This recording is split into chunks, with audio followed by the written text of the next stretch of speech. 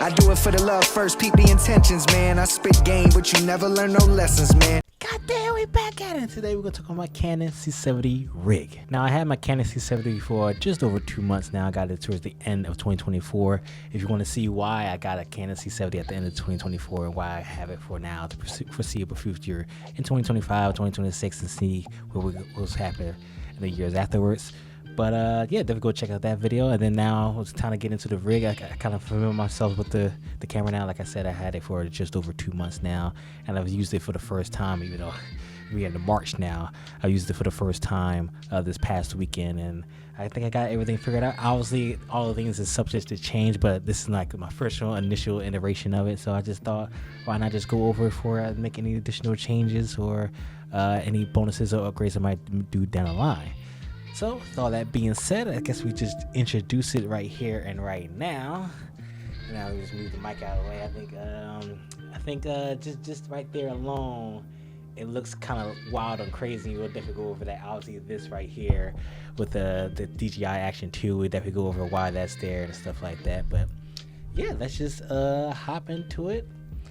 So obviously the Canon C70 I have a full cage. The full cage is the Tilta cage.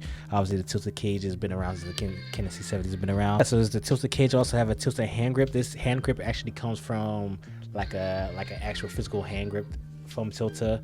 Obviously I don't use the hand grip, but I'm fine with the grip itself instead of like a physical hand grip. But I do like the strap on there just to have it nice and secured with your hand. When you're just hand holding it with one hand, it's always good to have this hand grip just to have the extra security and comfortability for it. So that's the Tilta cage, the Tilta hand grip that goes along with it. Obviously the lens I got on it right now is the Sigma Art 24-70. It's a nice staple lens. 24-70 covers a lot of focal ranges, so it covers obviously the 24 at the widest end and also 70 at the medium end. I also have the speed booster on here. So the speed booster is helpful for giving even a wider field of view as well as an extra stop of light. So this 2.8 24-70 becomes a 2.0, which is absolutely insane to think about. Obviously we got the Sigma 24-105 that came out a few months ago. Obviously Canon's has their 24-105 2.8, and then there obviously the 28-70, which I want to get so bad that's $25 plus $100 if you want to get it used. That's bare minimum if you're gonna pay for it. But this 24-70 from Sigma is a staple. The autofocus is great. It has image stabilization, so that's always good to do help handheld. I'm typically a handheld shooter, so that's why a lot of these things, that's why the hand strap is here. I don't really use too many gimbals, and obviously a tripod is always nice to have, but the image stabilization for the Sigma 24-70 is always good. Moving along, we have for power. Power is pretty simple. All to use is the standard BPA 30 batteries. I'm probably gonna get the BPA 60 batteries down the line, but I have a couple of BPA batteries that last me the entire day. I got 2 of them, so if we do continuous shooting, it's a good 6 hours. If I stop and shoot record throughout the day, that can easily last me the entire day. But maybe get one BPA 60 just to get that insurance of like having a whole continuous. If I need the extra batteries, I have the extra batteries on hand. But I keep it pretty simple. I'm not really a V-mount person, but V-mount batteries and the V-mount system, I'm starting to get tempted. As I started off being like just a regular. I have my R6 here. I just need a simple mirrorless camera. I don't need a whole dedicated video camera. But as time went on, obviously things changed. I had the Blackmagic Pocket 7K 6K camera before this, so I familiarized myself with MPF batteries. V-mount batteries might come down the road, but as of right now, I like to keep things nice, small, and compact. Obviously, this setup is not that minimal, but it's pretty decently compact. I don't really like large ridges, but who knows, that could change as well. So the power is just simple with Canon BPA batteries, nothing too crazy there. Moving along, I have a Nitsi mini top handle. This is very convenient. Obviously this is a little bit smaller of a hand grip, but it fits my hand so well, so it just fits perfectly just the way I hold it, just around the front end here, and then I can hold it on the side. It's pretty comfortable for me, so that's why it fits me. I do have other hand grips that are just slightly bigger, but seemingly so it just fits this body in this cage, and it fits my hand so well, so I just kept it.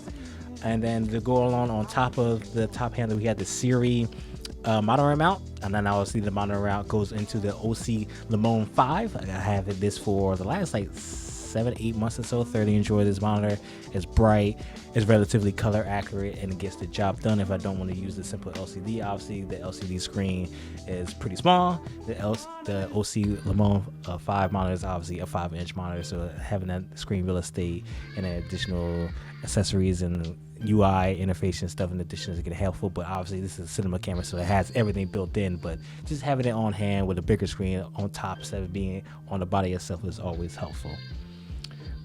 Moving along, as we move on to the audio. So audio here is the DD D4 Mini, I believe what it's called. Had this for several years now. Obviously it's just for background shotgun audio, directional audio, so that just get having an onboard audio that's in the camera itself. Always want to have some form of external audio source. Now obviously this is a simple shotgun. To go along with it, if I need to lapel someone, have a lapel mic or additional mic, I do have these Hollyland Lark 1, at least the Mark 1s, yeah. And then, so obviously I have this if I want to do some lapel mic or attach a mic to somebody and not just have a shotgun mic. And what's convenient about the DD D4 Mini is that there's an additional port on the side of the mic itself, so I can have two sources of audio. One audio would be from the shotgun mic itself, and the other audio would be from the Hollyland lapel mic. So that's a good addition there. They had to compare with one another. Obviously down the road I do plan on upgrading the D4 Mini. Obviously it's a very small compact mic, but I do want to get a more bigger shotgun mic. Some ones that I have my eye on is definitely the Audio-Technica AT875R. had to type that up, have to write that down. And then also obviously the staple Rode NTG. So definitely looking into a higher quality shotgun mic set of this D4 Mini, because obviously this is like under $75, maybe even cheaper than that. And I've had this for several years, but I want to dedicate it more of a fine shotgun mic. So I had those down the line. For media, I have the Angel Bird V60. This is a 512 gigabyte. Let's see if I can get the focus. 512 gigabyte SD card. I bought this when I bought my Blackmagic. Do also, as well as plan on upgrading that V60 to obviously a V90 card, so I get the 120 frames per second. I try to do 120 frames per second just to see what it will look like. Then my camera said, you ain't got the facilities for that, homie. Your media does not have the facilities for that. So I definitely upgrade to a V90 card, probably just 128 gigabytes on that end. But it's definitely good to have the 512, because 512 just allows so much recording. But that's just another upgrade that will be coming down the road. And I think that's the gist of everything. And now I think you're wondering what the hell is going on in the back of this camera here. This is the DJI Action 2, and when I've had this mounted into the back of the Nipsey cage, and what I have this mounted for is for capturing BTS. So with this being mounted to the back of the handle is that you'll be able to see the monitor in front. You can see what it's recording, and obviously you can see some of the external surroundings that's going outside of what the camera was looking at. So this would be good for BTS just to post on here for YouTube, post for Instagram, stuff like that. So it was a great little BTS mounting system that I'm implementing.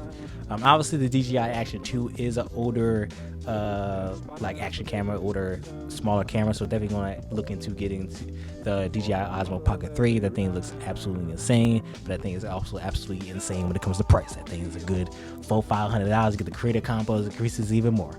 So definitely going to plan on upgrading that, but just to get the dial pins, just get everything I need. The DJI Action 2 provides a solid BTS looking footage, and obviously I can mount it anywhere else. Obviously with the cage, you can mount it with the NATO rails, you can mount it with the quarter 20, the 3/8 mount, so I can mount it anywhere. If I don't want to mount it on the back end, I can mount it on the side. I can mount it on the top, next to the top handle. So it's definitely, I love locking pins. I love NATO rails. Like, that's one thing that the cages and mounting and rigs and stuff that 30 enjoys, the ability just to mount things or whatever the case would be. That's probably why I fell in love with it over the course of time, being able to add things to your kit and just make things more accessible, more comfortable, and more personal to you. So I think that's everything. That's my rig as of right now, March of 2025. I thoroughly enjoyed using this camera. Did my first gig with this past weekend. I probably had some footage throughout the entirety of this video, as well as some clips of the BTS footage of what the Action 2 looks like on here. Obviously, like I said, I'll definitely be making a lot of changes. Maybe I add a V mount battery system to this. I don't see me changing the monitor or the top handle. I thoroughly enjoy those. Like I said, the mic, the D4 MIDI would definitely be decommissioned, and I'll definitely be upgrading that to the shotgun mic. So definitely leave a comment down below of what mic you think I should get in replacement for the audio. I have plethora of lenses, so obviously I have a lot of Sigma lenses. I have the 35, I have the 50, and a plethora of other lenses. Definitely going to be upgrading more into RF lenses down the road. But yeah, definitely comment down below what you think about my Canon C70 Rig. If you have a Canon C70, what do you think about? Leave a comment down below how you have yours set up. What do you think about the C80 that came out halfway through last year? Do you think I should upgrade? I don't think I should upgrade for the next few years because I thoroughly enjoy the quality that I get from the Canon C70. I definitely don't need to upgrade it anytime soon. But yeah, definitely leave a comment below what you think about the video and the Canon C70. This rig is definitely rigging. So if you enjoyed this video, I got more content like this always coming soon. So please subscribe. I thoroughly enjoyed this C70. I can't wait to shoot it so much more, and I can't wait to make so much a decent amount of money with it as well, because obviously it cost me a grip. It cost me a grip to buy, but it's going to be thoroughly enjoying this in the years to come. Until the next video, peace.